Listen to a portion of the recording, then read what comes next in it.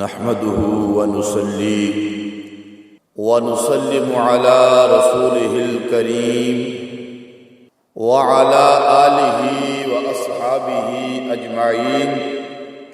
أما بعد فأعوذ بالله من الشيطان الرجيم. بسم الله الرحمن الرحيم.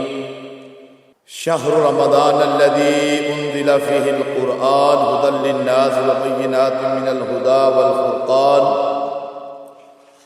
فمن شهد منكم الشهر فليصم. وقال الله تعالى في مقام آخر: يا أيها الذين آمنوا كتب عليكم الصيام كما كتب على الذين من قبلكم لعلكم تتقون. آمنت بالله صدق الله العظيم. إن الله وملائكته يصلون على النبي يا أيها الذين آمنوا صلوا عليه وسلموا تسليما. بآواز بلند محبت اور عقیدت کے ساتھ نبی رحمت صلی اللہ علیہ کا بارگاہ میں محبت، عقیدت اور الفت کے ساتھ درود پیش کریں. اللہم صلی علی سیدنا و مولانا محمد وعلی آل سیدنا و مولانا محمد وبارک وسلم. الصلاۃ والسلام علیک یا سیدی یا رسول اللہ وعلی آلک واصحابک یا رحمۃ للعالمین. الصلاۃ والسلام علیک یا سیدی یا حبیب اللہ وعلی آلک واصحابک یا خاتم النبیین.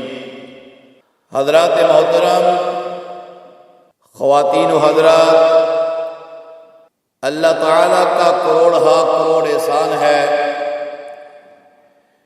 کہ جس ذات نے ہمیں زندگی میں ایک بار پھر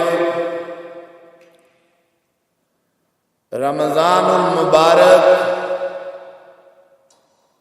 کا وہ مقدس مہینہ عطا کیا ہے جو سراپائے بخشش و رحمت ہے، جس کی ہر گھڑی ہر آن بنی نوع انسان کے لیے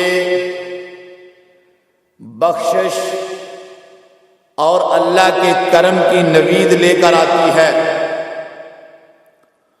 صبح صادق سے لے کر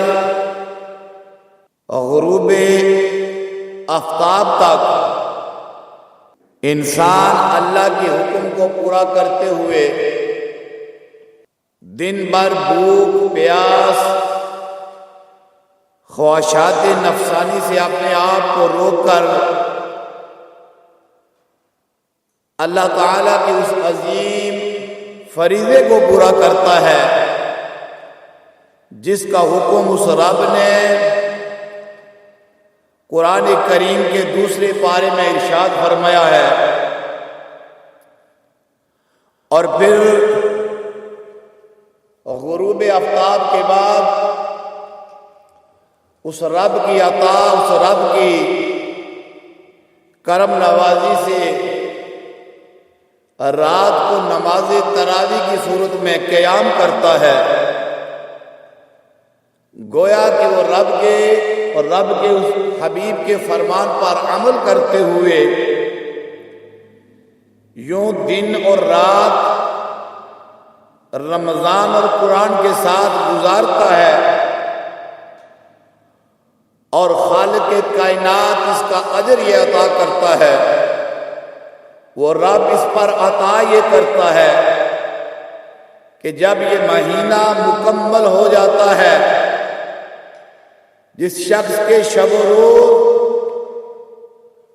قرآن اور رمضان کے ساتھ گزرتے ہیں،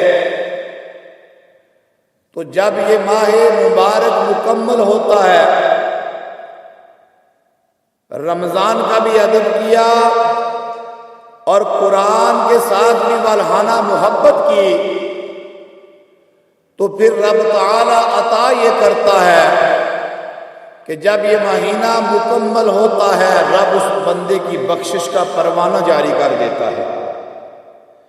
جس بخشش کی دعائیں ہم ہر روز مانگتے ہیں، جب تک زندہ ہیں خود بھی مانگتے ہیں، لوگوں سے بھی کہتے پھرتے ہیں، ہمارے لیے دعا کریں اللہ ہمارا خاتمہ بھی ایمان پر کرے اور اللہ مرنے کے بعد ہماری قبر کو بھی روشن رکھے اور میدان محشر کی شرمندگی سے اللہ ہمیں بچائے۔ یہ ہر ایمان والا مومن مسلمان اس کے دل میں تقوی جس کے دل میں ہے وہ رب کی بارگاہ میں یہ التجائیں کرتا پھرتا ہے۔ تو جب رب یہ مہینہ عطا کر دیتا ہے تو پھر رمضان کے ساتھ بھی گہرا تعلق ہو جاتا ہے اور قرآن کے ساتھ بھی گہرا تعلق ہو جاتا ہے بندے کا، اور رب کی رحمت رب کی بخشش آوازہ دے کر فرماتی ہے اے میرے بندے میری بارگاہ میں آ جا، قیام کر، رکوع کر، سجود کر، میری بارگاہ میں توبہ کر، میری بارگاہ میں آ کر تلاوت قرآن کر، میں رب شاہ رب سے زیادہ قریب ہوں، میں رب تیری دعاؤں کو بھی قبول کروں گا، میں رب تیری خطاؤں کو بھی معاف فرما دوں گا۔ اے جنت مانگنے والے میرے بندے وہ جنت تیرا انتظار کر رہی ہے۔ اے میرے بندے میں رب تجھ سے پیار کرتا ہوں، تو میرے احکامات پر عمل کر، مجھ سے مانگ، میں رب تجھے عطا کرتا چلا جاؤں گا۔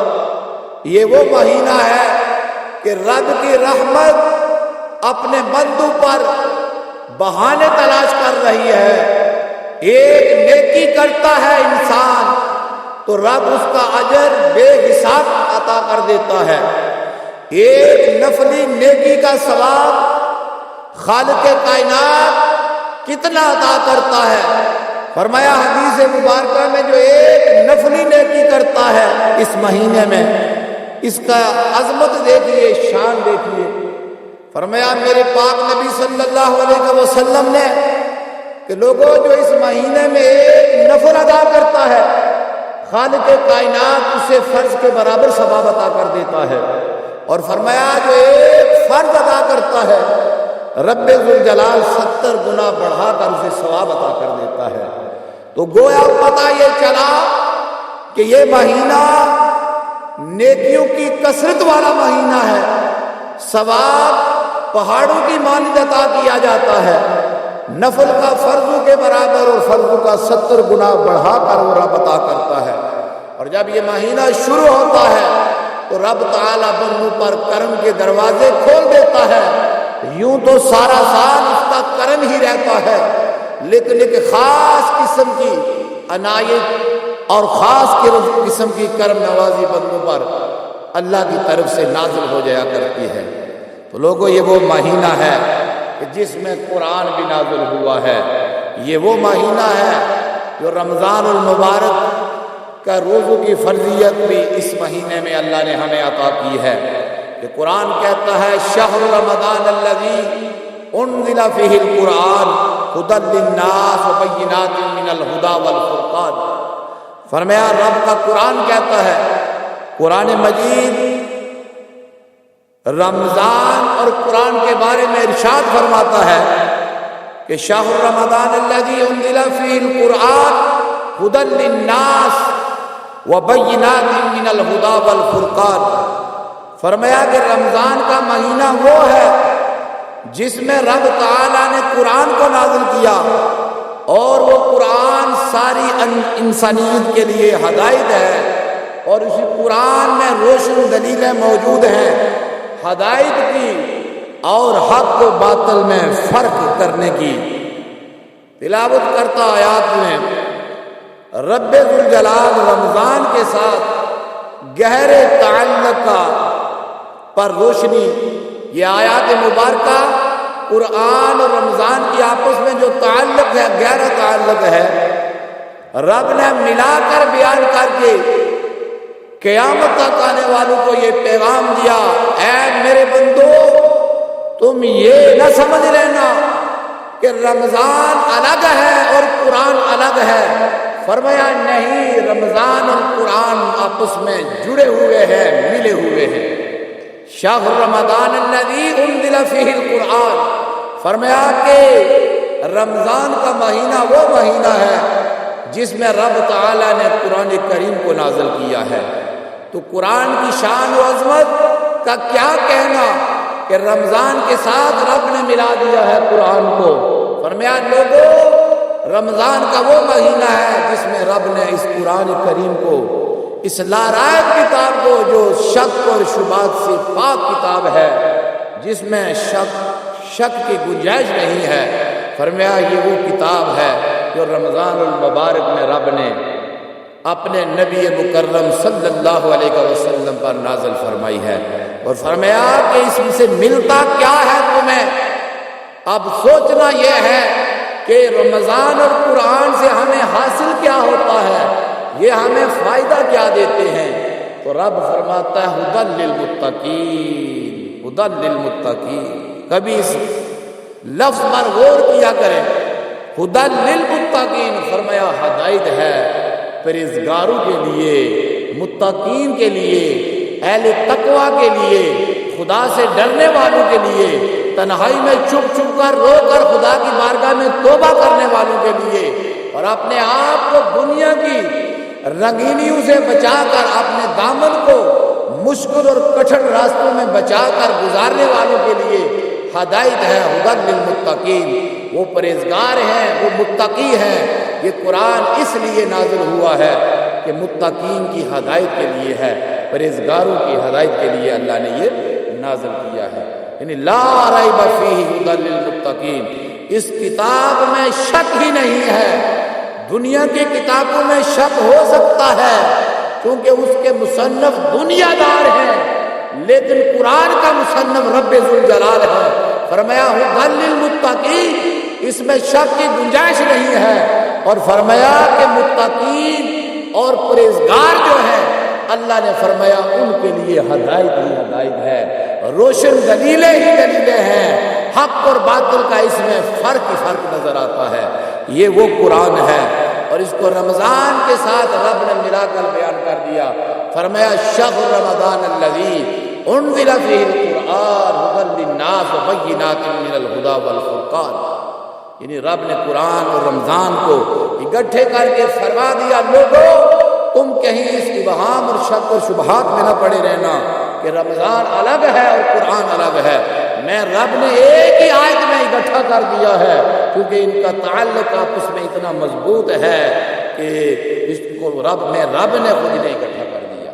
تو پتہ یہ چلتا ہے کہ جب قرآن اور رمضان کو رب نے اکٹھا کر دیا ہے، کیا خوش نصیبی ہے، کیا ہی اللہ کی کرم نوازی ہے بندوں پر کہ دن کو روزہ رکھتے ہیں، بھوک پیاس خواہشات نفسانی پر اپنے آپ کو قابو رکھتے ہوئے، اور رات جب پڑتی ہے، جب روزہ افطار کرنے کے بعد پھر جب نماز تراویح کا ٹائم شروع ہوتا ہے، خوش نصیب لوگ دوڑے دوڑے مسجدوں میں چلے آتے ہیں اور قیام کرتے ہیں مسجدوں میں، اور قرآن کی تلاوت سے اپنے آپ کو مزین کرتے ہیں۔ تو پتہ یہ چلا کہ جو دن کو روزہ رکھتا ہے اور رات کو جب وہ قرآن کی تلاوت سنے یا نہ سنائے، پڑھے یا نہ پڑھائے، تو اسے سکون قلبی نہیں ملتا۔ اور رب کا جو حکم ہے شہر رمضان الذی انزل فیہ القرآن، کہ رمضان کا مہینہ وہ ہے کہ جس میں قرآن کریم کو نازل کیا گیا، اور قرآن کریم کے نازل کرنے کا مطلب یہی ہے کہ اس کو بار بار پڑھا جائے، بار بار اس کی تلاوت کی جائے، اور جب یہ عمل کرتے ہیں خدا کے بندے تو گویا وہ خدا کے احکامات پر عمل کرتے ہیں، اس فرمان پر وہ عمل کرتے ہیں، دن کو روزہ، رات کو نماز تراویح کی صورت میں قرآن کی تلاوت سماعت کرتے ہیں، کچھ پڑھتے ہیں، کچھ پڑھاتے ہیں، کچھ سنتے ہیں، کچھ سناتے ہیں۔ اور حضور کی جو حدیث ہے، لوگوں قرآن پڑھا بھی کرو، قرآن پڑھایا بھی کرو۔ اور حضور نے فرمایا اے میرے غلاموں، قرآن سنا بھی کرو اور قرآن سنایا بھی کرو۔ فرمایا ملے گا کیا؟ میرے آقا فرماتے ہیں جب تم دنیا چھوڑو گے، قبر میں چلے جاؤ گے، فرمایا یہ قرآن قبر میں بھی تیرا ساتھی بن جائے گا، تیرا استقبال کرے گا، رب کی بارگاہ میں عرض کرے گا باری الہ یہ بندہ دنیا میں میرے ساتھ منسلک رہا، یہ میری تلاوت کرتا رہا، اس نے مجھے بار بار پڑھا ہے، اے رب اس بندے کا ساتھ میں قبر میں بھی آ گیا ہوں، اے رب اس پر تو اپنا کرم و فضل فرما۔ یہ قرآن سفارش کرے گا بندے کی۔ یہ کوئی معمولی بات نہیں ہے کہ ہم روزے رکھتے ہیں تو اس کا ہمیں اجر نہیں ملے گا، ہم قرآن پڑھتے ہیں اس کا ہمیں اجر نہیں ملے گا۔ نہیں، قرآن بھی سفارش کرنے والا ہے اور رمضان بھی سفارش کرنے والا ہے۔ دنیا کی سفارش سے کام ہو جائے مان لیتے ہیں، اور رب کا کلام سفارش کرے تو رب نہ مانے، یہ ممکن ہے؟ یہ نہیں ہو سکتا۔ اس لیے یہ حدیث مبارکہ میں یہ بات موجود ہے، میرے نبی کریم صلی اللہ علیہ وسلم کا فرمان ذیشان ہے۔ میرے آقا فرماتے ہیں کہ قیامت کے دن قرآن اور رمضان جو ہیں، آج ہم روزے بھی رکھتے ہیں، قرآن کی تلاوت بھی کرتے ہیں، غور سے پڑھنا چاہیے، روزے کے مقصد کو حاصل کرنا چاہیے کہ روزہ ہمیں کن چیزوں سے روکتا ہے اور کن چیزوں کو کرنے کا حکم دیتا ہے، یہ غور کرنی چاہیے۔ صاحب روزہ جن کو اللہ توفیق دیتا ہے وہ صبح سے لے کر غروب آفتاب تک، سحری سے لے کر غروب آفتاب تک بھوک پیاس، نگاہ کی حفاظت، زبان کی حفاظت، کان کی حفاظت کرتے ہیں۔ انہیں غور و فکر کرنا چاہیے کہ اس روزے سے ہمیں ملے گا کیا، اس کا اجر کیا ہے۔ اجر کی طرف جب توجہ جائے گی تو پھر یقینی کامیابی حاصل ہو جائے گی۔ فرمایا قیامت کا دن ہوگا جس کو سب مانتے ہیں، قیامت برپا ہوگی، اعمال کا حساب ہوگا، رب تعالیٰ پوچھے گا اے میرے بندے بتا کیا لایا ہے میرے لیے؟ دنیا کی زندگی عطا کی تھی، دنیا میں تمہیں عزتوں کے تاج پہنائے تھے، تمہیں رمضان بھی عطا کرتا رہا، تمہیں قرآن بھی عطا کیا تھا، کیا لائے ہو؟ تو رب بندہ تو پھر کیا کہے گا، لیکن قرآن اور رمضان خود کھڑے ہو جائیں گے۔ کیا خوش نصیبی ہے، کیا ہی اللہ کی کرم نوازی ہے کہ ہم دنیا میں روزے رکھتے ہیں اور یہ روزے قیامت کے دن ہمارے لیے کھڑے ہو جائیں گے، ہمارے سفارشی بن جائیں گے، ہمارے حق میں گواہی دیں گے رب کی بارگاہ میں۔ رمضان جس کے حق میں گواہی دے، کیا رب وہ گواہی قبول نہیں کرے گا؟ اور پھر رمضان کہے گا اے باری الہ تیرے اس بندے نے دن بھر روزہ رکھا، اے رب میں اس کے حق میں سفارش کرتا ہوں تیری بارگاہ میں، اے رب میری سفارش اس کے حق میں قبول فرما لے۔ تو رب تعالی رمضان کی سفارش قبول کرے گا، لیکن قرآن بول پڑے گا اے رب تعالی اے باری الہ یہ بندہ قرآن کی تلاوت کرتا رہا، میں سفارش کرتا ہوں، میری سفارش بھی اس کے حق میں قبول فرما۔ دونوں کا آپس میں مقابلہ ہو جائے گا، مقابلہ ہو جائے گا۔ ایک طرف رمضان کہے گا میری سفارش قبول کر، ایک طرف قرآن کہے گا باری الہ میں سفارش کرتا ہوں، میں گواہ ہوں تیرا یہ بندہ قرآن کی تلاوت کرتا رہا۔ رمضان کہے گا میں گواہ ہوں یہ بھوک اس نے برداشت کی ہے، اس نے پیاس برداشت کی ہے، خواہشات نفسانی سے اپنے آپ کو قابو رکھا۔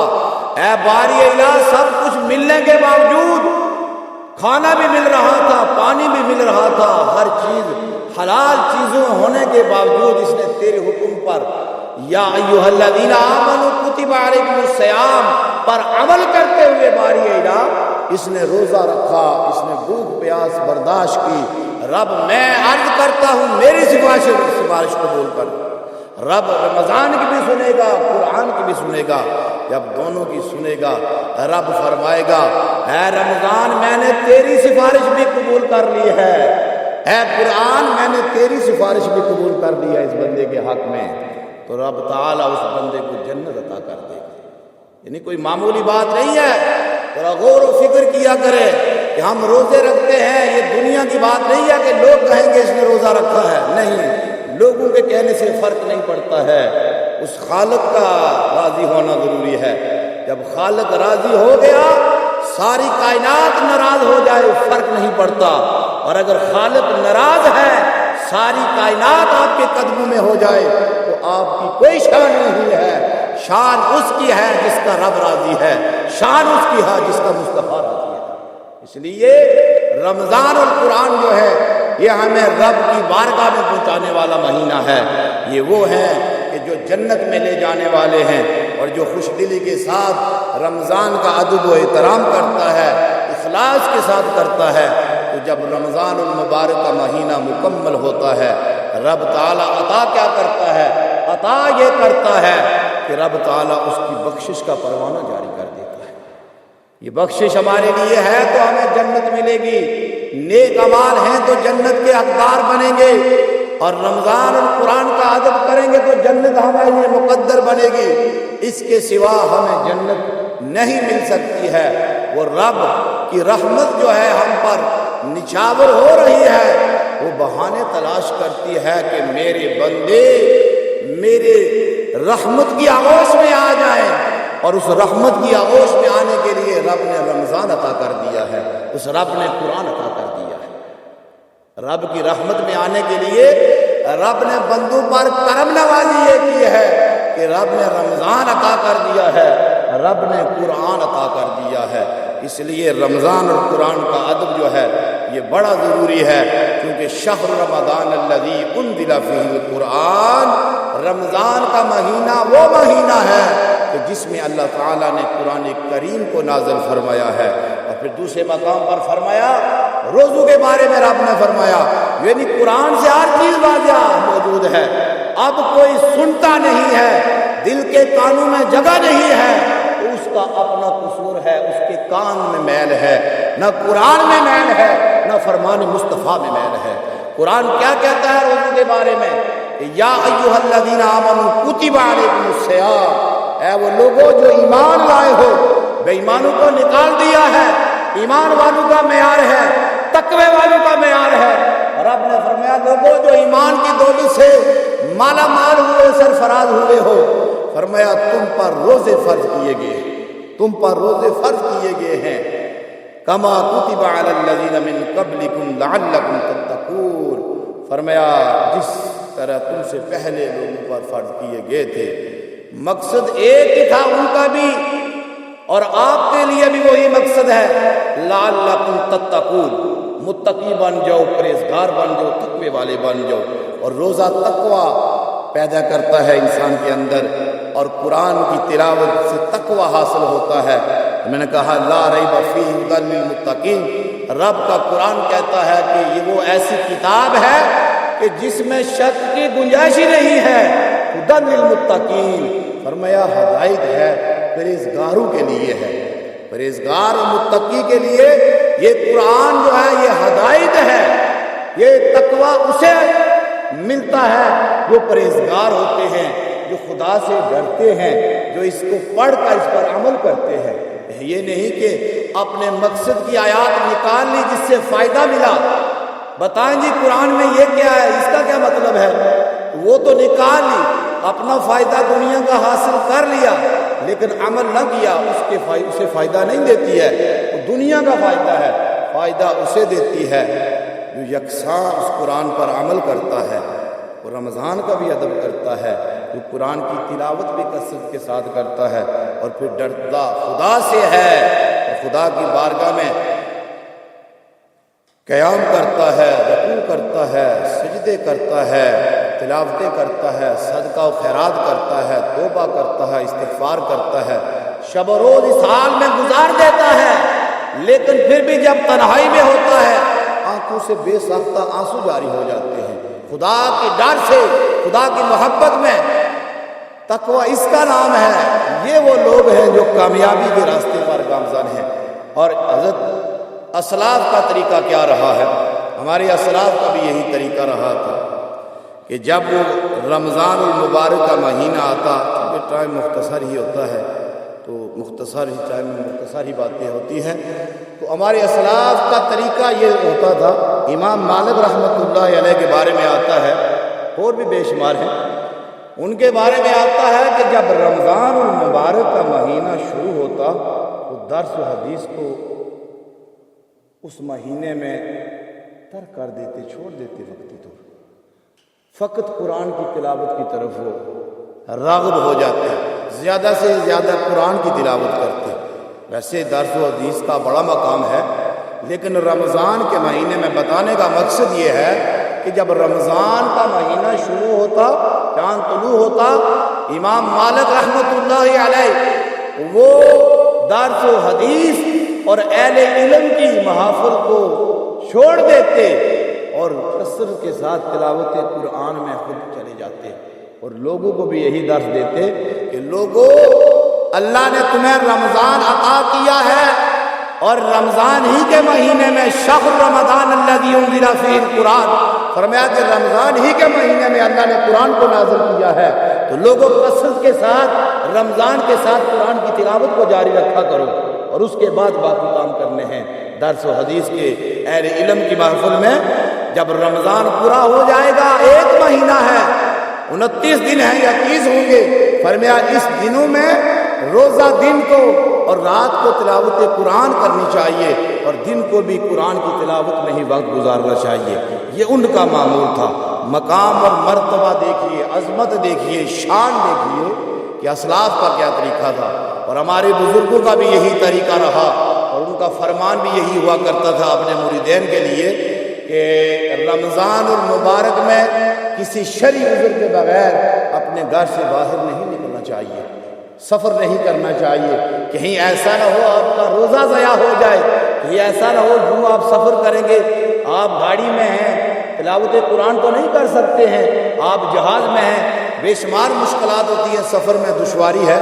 ہاں جائز سفر، ضروری سفر تو کر سکتے ہیں، غیر ضروری سفر جس کا کوئی آپ کو فائدہ نہیں ہے یا ضروری نہیں ہے، فرماتے ہیں کہ وہ سفر رمضان کے مہینے میں ہرگز نہ کیا جائے، چونکہ پھر آپ کے تلاوت قرآن میں رکاوٹ بن جائے گا، آپ کے روزے میں رکاوٹ بن جائے گی. ہاں روزہ مسافر قضا تو کر سکتا ہے، لیکن ثواب کے اعتبار سے تو اسے کمی تو ہوگی، ثواب تو کم ملتا ہے. اس لیے وہ فرماتے بزرگان دین کہ رمضان المبارک کے مہینے میں غیر ضروری سفر سے گریز کرنا چاہیے.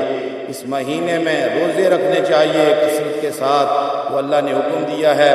اور رات کو نماز تراویح کی صورت میں قرآن سن سکتے ہیں، سنیں، پڑھ سکتے ہیں، پڑھیں، پڑھا سکتے ہیں، پڑھائیں. یہ حکم ہے اللہ کے محبوب نبی صلی اللہ علیہ وسلم کی طرف سے امت کے لیے جو رمضان کو اس سال میں گزارتا ہے. من صام رمضان ایمانا واحتسابا غفر له ما تقدم من ذنبه، تو اس بندے کو رمضان کے مکمل ہونے پر ملتا کیا ہے؟ ملتا یہ ہے کہ اس کے سابقہ گناہوں کو اللہ معاف فرما دیتا ہے، اور ہر دن اور ہر رات روزہ دار کے لیے، وہ روزہ دار جو خدا کی حدوں کی حفاظت کرتا ہے، ایسا روزہ دار نہیں جو گالی بھی نکالتا ہے، جو حسد و غیبت بھی کرتا ہے، جو ایک دوسرے کی دل آزاری بھی کرتا ہے، جو ایک دوسرے کی عزتوں کو بھی لوٹتا ہے، ایک دوسرے کا مال بھی کھاتا ہے، ایک دوسرے کے ساتھ لڑائی جھگڑے سے باز ہی نہیں آتا. ایسے روزے دار کے روزے میں کمی ہے، کوتاہی ہے. وہ روزہ دار جن چیزوں سے اللہ نے رکنے کا حکم دیا ہے ان سے اپنے آپ کو روکتا ہے، اور جن کے کرنے کا حکم دیا وہ کرتا ہے اس مہینے میں. ایسے بندے کے لیے اللہ کے محبوب نبی کی طرف سے نوید یہ ہے، خوشخبری یہ ہے کہ اس بندے کے اللہ گناہوں کو معاف فرما دیتا ہے. سال بھر کے گناہ معاف کر دیے جاتے ہیں. توبہ کرنی چاہیے، قرآن کی تلاوت کرنی چاہیے. روزہ بھوک پیاس برداشت کرتے ہیں اس کے بارے میں سوچنا چاہیے کہ کھا سکتے ہیں پھر بھی نہیں کھاتے، پی سکتے ہیں پھر بھی نہیں پیتے، نکاح کیے ہیں، اپنی بیویاں حلال ہیں، خواہشات پوری کر سکتے ہیں تو روزے کی حالت میں نہیں کر سکتے. اللہ نے روکا ہے، اللہ نے منع کیا ہے رمضان المبارک کے مہینے میں، دنوں میں. تو یہ ساری چیزوں پر قادر ہونے کے باوجود جب رکتے ہیں تو پھر کبھی کاموں سے بھی رکنا چاہیے، برے فعلوں سے بھی رکنا چاہیے. جو روزے کے منافی ہیں، جو روزے کو نقصان دینے والی چیزیں ہیں، تو اس لیے دن کو روزہ رکھیں، رات کو قیام کریں نماز تراویح کی صورت میں، قرآن سنیں، تب جا کر آپ کا روزہ مکمل ہوتا ہے، تب حضور کی حدیث کے مطابق من صام پر عمل ہوتا ہے۔ اللہ تعالیٰ کی بارگاہ میں یہ دعا ہے، التجا ہے کہ یا اللہ اس ماہ رمضان میں ہمارے لیے بخشش کا پروانہ جاری فرما۔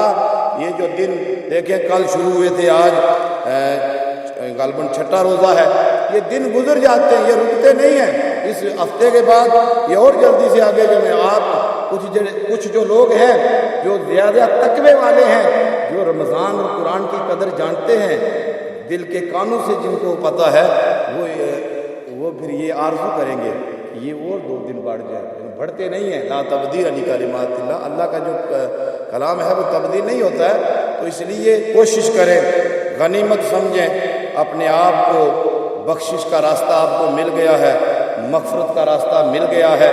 آپ کو بتانے کا مقصد یہی ہوتا ہے کہ آپ ان باتوں پر نصیحت کریں، عمل کریں، گھروں میں بھی یہ انقلاب برپا کریں، گھر والوں کو بھی اس کی ترغیب دیں، چونکہ کل گھر والوں کے بارے میں بھی پوچھا جائے گا۔ قرآن بھی کہتا ہے کہ اپنے آپ کو بھی جہنم کی آگ سے بچائیں اور اپنے اہل و عیال کو بھی اس کا ایندھن بننے سے بچائیں۔ تو گھر میں بھی کوشش کریں ان کو بھی پیار و محبت کے ساتھ، چونکہ پیار و محبت ہی کام کرتا ہے۔ سختی تو اس ملک میں ویسے بھی نہیں چلتی ہے، ویسے بھی شریعت میں اتنی زیادہ سختی تو ہے بھی نہیں ہے، تو اس لیے کوشش کریں، آپ نصیحت کرتے رہیں، شاید کہ تیری بات کسی کے دل پر اثر کر جائے اور آپ کی بھی بہتری ہو جائے اور اس کی بھی بہتری ہو جائے۔ وما علینا الا البلاغ المبین۔ یہ ایک 2 اعلان ہیں، سماعت فرما لیں۔ محمد اسماعیل کھوکر صاحب بیمار ہیں، ان کی صحت یابی کے لیے، کیونکہ رمضان کا مہینہ ہے، قبولیت کا مہینہ ہے، سب نے ان کی صحت کے لیے دعا کرنی ہے، اور دیگر بھی جتنے لوگ گھروں میں، اسپتالوں میں ذہنی طور پر، قلبی طور پر بیمار ہیں۔ ہر کوئی بیمار تو ہوتا ہی ہے، کوئی ذہنی بیمار ہوتا ہے، کوئی قلبی بیمار ہوتا ہے، کوئی نگاہ کا بیمار ہوتا ہے، کوئی کانوں کا بیمار ہوتا ہے، کوئی زبان کا بیمار ہوتا ہے۔ سب بیماروں کے لیے یکساں دعا کرے، اللہ سب کو شفا کاملہ عطا فرمائے۔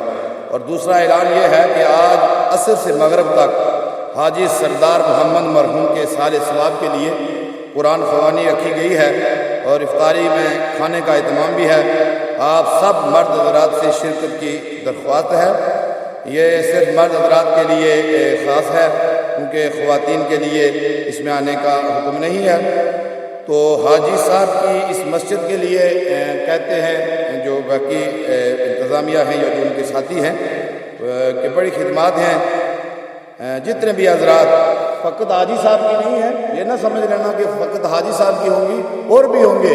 جو ایک پھینے بھی کسی مسجد کے لیے دیتا ہے، اچھی سوچ رکھتا ہے، اس کی بھی بڑی خدمت ہے۔ نیکی کے راستے پر لگانا، حضور کا فرمان ہے، نیکی کے راستے کی طرف بندے کو لگانا مثل نیکی ہوتا ہے۔ نیکی کے راستے، آپ کسی کو کہا بیٹا آپ قرآن پڑھا کر، تو قرآن پڑھنے والے کو جب پڑھے گا، جب وہ ثواب ملے گا، آپ کو بھی ثواب مل جائے گا۔ آپ نے فقط سے پڑھنے کے لیے کہا، یہ نیکی کا کام ہے۔ تو نیکی کے کام میں رغبت دلانے والے کو بھی مثل نیکی کے ثواب ملتا ہے۔ جن بھی حضرات نے اس مسجد کی خوبصورتی میں، اس اللہ کے خوبصورت گھر کو اتنا خوبصورت بنایا ہے، سجایا ہے، جو دنیا سے چلے گئے ہیں، اللہ ان کی کامل بخشش فرمائے، اور جو زندہ ہے، جن کی اولادیں زندہ ہیں، خدمت کر رہی ہیں، تعاون کر رہے ہیں، اللہ ان کی نسلوں تک یہ فیض پہنچائے۔